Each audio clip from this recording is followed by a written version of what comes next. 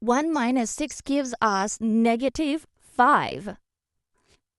And again, here inside this parentheses, we have 1 minus 6. So, negative 5 times negative 5 gives us positive 25. But this answer is not correct because, according to derivative operations, first we have to do parentheses, then exponents, then multiplication or division, and finally addition or subtraction. Remember that multiplication and division have equal priority and we have to work from left to right.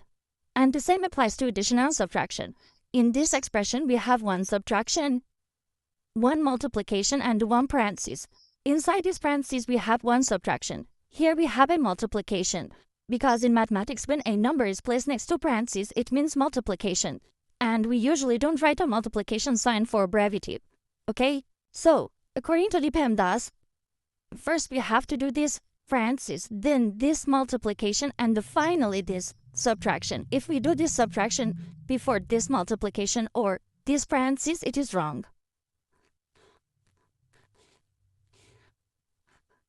So first this parentheses, inside this parentheses we have 1 minus 6, which gives us negative 5.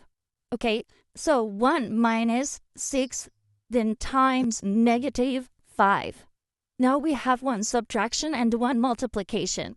According to the Pemdas, multiplication has higher priority than subtraction because multiplication comes before subtraction. So here first we have to do this multiplication. 6 times negative 5 gives us negative 30. So we have 1 minus negative 30. Negative times negative gives us positive.